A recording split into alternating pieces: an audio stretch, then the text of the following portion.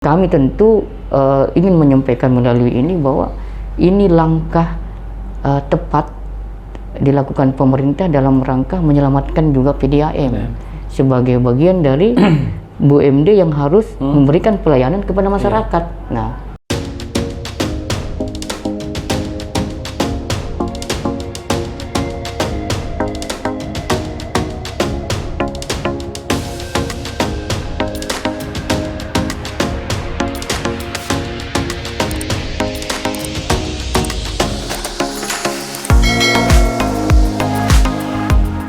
Assalamualaikum warahmatullahi wabarakatuh. Selamat pagi, salam sejahtera bagi kita semua. Hari ini saya bersama dengan pelaksana Perumda dan Untaka yang mengurusi air minum, air bersih. Akhir-akhir ini ramai di media sosial maupun masyarakat mengenai kenaikan tarif PDAM yang dianggap masyarakat itu cukup memberatkan. Nah, untuk mengetahui alasan dan dasar kenaikan tarif itu seperti apa, hari ini berkesempatan untuk bertemu dengan pelaksana Perumda dan Untaka untuk mengetahui lebih jelasnya. Jadi gimana ini? Kalau tiba-tiba ada kenaikan tarif yang tahun lalu, tapi ada keluhan dari masyarakat yang cukup bagi masyarakat, bagi ini memberatkan ya. Ini gimana sih? baik. Pertama tentu kami ucapkan terima kasih. Assalamualaikum warahmatullahi wabarakatuh. Pertama kami mengapresiasi teman-teman dari YouTube channel Bang Samir yang hari ini datang berkunjung ke tempat kami. Jadi memang ini sangat menarik sekali sebenarnya dengan adanya pemberitaan di beberapa media cetak maupun di media elektronik terkait dengan adanya bukan kenaikan tarif ya, kami garis bawahi, tapi ini adalah penyesuaian tarif ya. Terkait dengan kenapa bukan dikatakan kenaikan tarif, karena memang kalau kita mengacu ke SK Gubernur untuk di PDM PPU, tarif batas atasnya itu masih di angka 13.500. Nah, untuk sementara kita tarif rata-rata kita sebelum penyesuaian tarif ini hanya di angka 7.300. Sehingga kemudian ketika kita melakukan penyesuaian tarif itu pun tidak sampai pada batas yang ditentukan oleh SK Gubernur yang 13.500. Jadi yang dikatakan kenaikan tarif kalau di atasnya 13.500 baru namanya kenaikan tarif. Itu mungkin dari sisi porsi PDAM dan teman-teman kesepakatan kita PDAM se-Indonesia atau pertemuan. Kemudian yang kedua yang ditanyakan tadi, apa yang menyebabkan kemudian tarif ini bisa dikatakan dari sisi masyarakat menyengsarakan. Padahal kalau dari sisi kami ini sebenarnya masih relatif wajar untuk kita lakukan tarif. Yang pertama saya ingin sampaikan bahwa ini sebenarnya adalah bentuk penyelamatan pemerintah terhadap keberlangsungan PDAM. Yang pertama adalah audit kinerja BPKP dari tahun ke tahun ke PDAM itu melihat dari analisis perhitungan FCR-nya. Itu kan kalau mau pada posisi full cost recovery itu kan dilihat dari posisi FCR-nya ya. Nah, dari hasil audit kinerja BPKP itu PDAM PPU tidak pernah pada posisi untung, selalu merugi. Dengan dasarnya bahwa harga jual yang dilakukan oleh PDAM itu di angka 7.000, kemudian dia dalam memproduksi air di angka 9.000. Jadi kan memang ada selisih yang menurut perhitungan BPKP itulah yang selama ini merugikan PDAM. Nah, mengacu ke dasar itu kemudian dikuatkan oleh Peraturan Mendagri nomor 21 tahun 2020 bahwa di dalamnya apabila PDAM itu 3 tahun berturut-turut tidak memenuhi FCR, maka ada 4 hal yang harus dilakukan. Apa itu? Yang pertama itu karena PDAM harus dilebur menjadi bulut. Artinya bulut itu seperti kayak UPTD, kayak UPT. Itu kan kalau diturunkan seperti itu kan seperti apa? Bagaimana kemudian mendistribusikan air ke masyarakat yang kurang lebih saat ini 14.000. Nah, yang kedua, PDM PPU akan digabung dengan PDM yang posisinya FCR, seperti di Grogot, bisa ke Balikpapan. Ya, bisa jadi kayak kemarin terjadi lagi bahwa kita ini kan dari Grogot. Nah, itu kan pada posisi ya yang malu bukan PDAM tapi kan pemerintah, karena pemerintah tidak bisa kan untuk melakukan itu. Terakhir itu bisa ditarik oleh provinsi. Nah, sehingga itu juga dasar kenapa kemudian posisi pemerintah ini kan dilema. Di satu sisi dia harus melihat masyarakat, tapi di sisi lain dia juga melihat PDAM ini harus tetap beroperasi, karena itulah bagian dari untuk pelayanan kepada masyarakat. Karena untuk di PPU ini sumber air yang sangat potensi itu tidak bisa kalau hanya menggunakan air bawah tanah. Dia harus diolah, maka harus ada wadah, ada lembaga. Maka inilah hadirlah PDAM. Nah, itu yang menjadi dasar. Kemudian yang terakhir, Kanda, adanya SK Gubernur yang saya tadi sampaikan, di mana SK Gubernur itu menetapkan tarif batas atas dan tarif batas bawah. Itu diberlakukan bukan serentak, tidak sama. PPU beda, PDAM lain beda, Berau beda, itu berbeda-beda. Nah, untuk di PPU itu tarif batas bawah kita di angka 6.300. Nah, untuk tarif batas atas kita di angka 13.500. Nah, untuk menetapkan itu bukan PDAM atau gubernur, tapi ada standarisasi perhitungannya itu di Permendagri nomor 220. Artinya perhitungannya adalah tidak boleh melebihi 4% dari upah minimum UMK yang ada di PPU 3.000. Kemudian dibagi dengan standar pemakaian masyarakat di angka 10 kubik. Kalau dibagi dengan itu dapat di tarif batas atas 13.000 itu. 500. Iya, 13.500 itu. Nah, itulah standar indikator bahwa memang masih sesuai dengan kebutuhan, masih seimbang antara kebutuhan ekonomi masyarakat yang ada di PPU. Nah, ini yang menjadi perdebatan dan kajian teman-teman di pemerintah daerah. Sehingga posisi ini kemudian kami kaji bersama tim Pemkab dan tim PDAM. Nah, ada pesan Pak Bupati pada saat itu. Pada saat melakukan penyesuaian tarif, ingat kemampuan ekonomi masyarakat. Yang kedua, lihat posisi PDM, keberlangsungan operasional PDM. Nah, ini kan dilihat. Maka kenapa di dalam menyelesaikan tarif itu kita tidak mengambil tarif batas atas, maka kita ambil jalan tengah dalam rangka untuk memenuhi permintaan Pak Bupati untuk jangan pernah menyengsarakan masyarakat dari sisi pembayarannya. Maka kita press ke bawah di jalur tengah. Nah, itu mungkin nanti kita berkembang. Sekarang berapa nih? Nah, jadi kalau kita menghitungnya tarif kita rata-rata ini kan di posisi 7.000 sebelum naik ya, 7.000. Nah, di 7.000 kemudian kita sesuaikan dengan harga pokok produksi, itu kan ada selisih blend. Itu kan kurang kan? Jadi ada selisih 1.000 lebih kan? 1.000 lebih. Nah, masih itu ada kan, defisitnya. Nah, kalau saran BPKP pada saat itu adalah minimal sama. Break open point minimal sama antara harga jual dengan harga pokok produksi. Yaitu harga produksi kan 9.300. Nah, kita sesuaikanlah tarif ini rata-rata di angka 9.300. Tetapi 9.000 ini tidak kita peruntukkan semua seratakan untuk pelanggan. Nah, tidak, bahkan ada kategori-kategorinya, dan bahkan untuk rumah tangga yang selama ini dipergunakan oleh masyarakat menengah justru tidak di angka 9.000, kita turunkan. Berapa? Di angka 7.000 saja kembali, karena kan di dalam perhitungan itu kan ada 0,1 sampai 10 kubik. Seharusnya kalau kita mau menghitung rata-rata tarif kan kita masukkan 9.700 itu.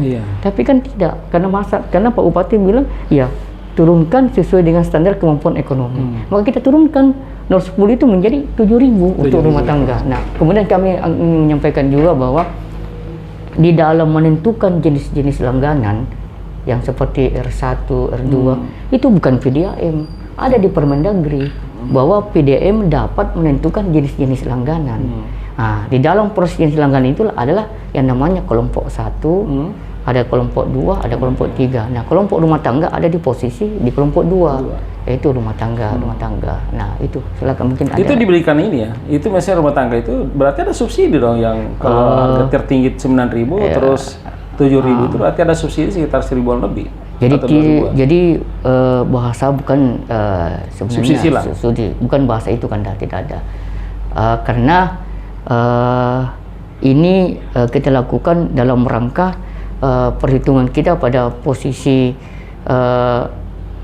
di mana standar dengan harga dari di bawah 9.000 itu secara akumulasi 1 tahun itu bisa pada posisi FCR. Maka kita menghitung dari posisi itu.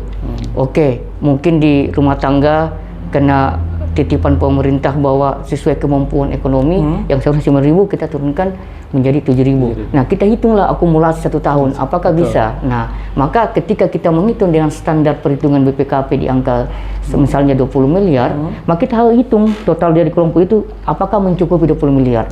Ketika itu lebih dari 20 berarti sudah FCR atau minimal sama dengan itu. Maka kita melakukan perhitungan dengan perhitungan persen-persennya. Sekian persen, ya. Berarti hitungannya per tahun ya, maksudnya hitungan totalitas itu adalah dalam setahun itu, bukan per bulan atau per poin-poin, bukan kategori per kategori, tapi per tahun berapa sih kebutuhan PDAM, misalnya persennya berapa, pendapatannya berapa, minimal ini berimbang ya. Itu yang dihitung. Betul. Itu yang mungkin yang juga nanti kita sampaikan ketika ada masyarakat mungkin bertanya itu. Jadi kenapa selalu kita menyampaikan bahwa PDAM tidak harus menyampaikan ataupun ketika ada dialog ataupun dengan pemerintah kita tidak bisa mengatakan bahwa PDAM sudah FCR, sebenarnya tidak bisa. Ada lembaga resmi yaitu BPKP.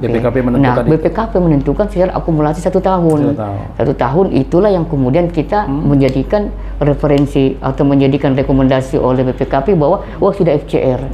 Nah, oleh karena itu kami menyatakan bahwa penyusunan tarif ini masih sangat pada batas kewajaran dan seharusnya kami tentu ingin menyampaikan melalui ini bahwa ini langkah tepat dilakukan pemerintah dalam rangka menyelamatkan juga PDAM sebagai bagian dari BUMD yang harus memberikan pelayanan kepada masyarakat. Nah, itu.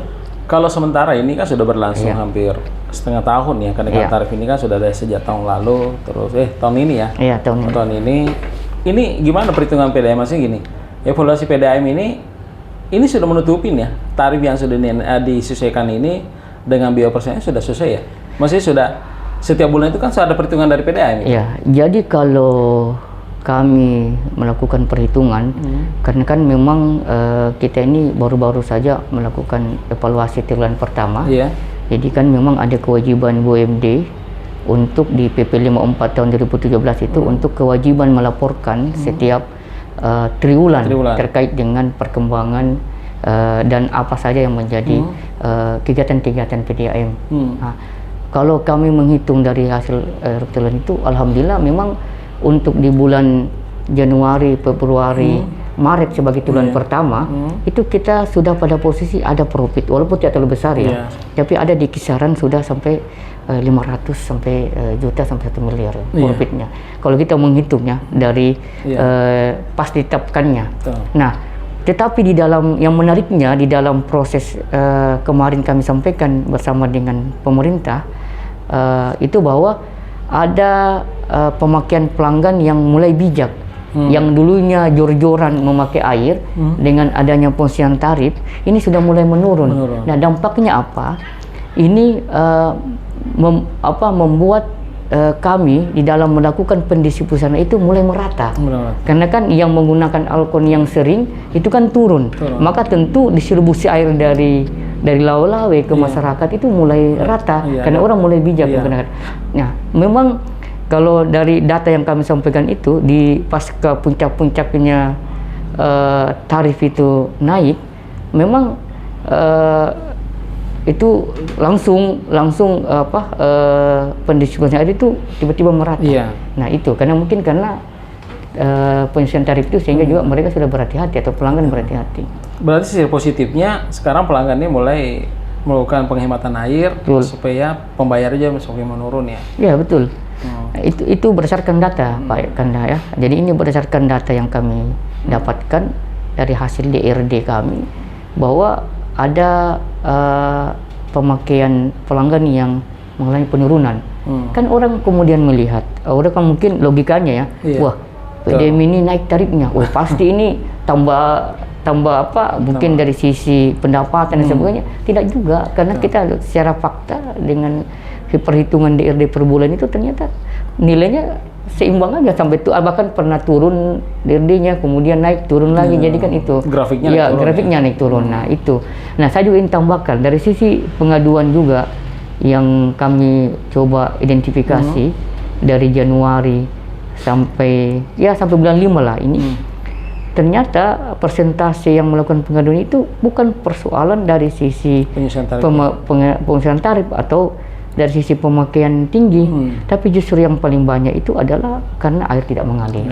Ya, itu kan kenapa ya? Tentu kalau air tidak mengalir kan ini menjadi diskusi bersama antara pemerintah dengan legislatif. Ya, karena kenapa kan air tidak mengalir kan berarti infrastruktur jaringan perpipaan yang harus dibenahi. Nah, tapi kalau pemakaian tinggi tidak terlalu banyak. Iya, karena kenapa dalam pemakaian tinggi ternyata rata-rata teman-teman yang ke lapangan itu melihat, oh ternyata bukan karena harganya juga yang memang dari PDM menerapkan tinggi, tapi memang ada pemakaian masyarakat yang kelebihan. Bahkan bisa kita lihat boros, ada juga satu meteran bisa 4 rumah, ya kan. Nah kemudian dalam satu rumah tangga bisa lebih dari 6 jiwa. Itu kan juga perhitungan kita. Ya sangat mempengaruhi, ada beberapa pengaruh sehingga ya kalau kemudian hari ini ada kemudian isu yang kita dengar, ya saya pikir itu kan sah-sah saja. Sah-sah saja karena hak asasi manusia kita akan dilindungi untuk punya pendapat. Tetapi mudah-mudahan ini juga akan menjadi bagian dari memberikan sosialisasi juga. Walaupun kami ini sudah pasca mau naik sesuai tarif, penyelesaian tarif itu kita sudah melakukan sosialisasi bersama dengan pimpinan kami. Ya, saya kira. Ada nggak rencana dulu itu melakukan meminta penyertaan modal sebagai subsidi tarif ke masyarakat itu PDM? Sudah pernah mengajukan ke pemerintah? Sebenarnya di tahun-tahun sebelumnya ini kan kita tidak terlalu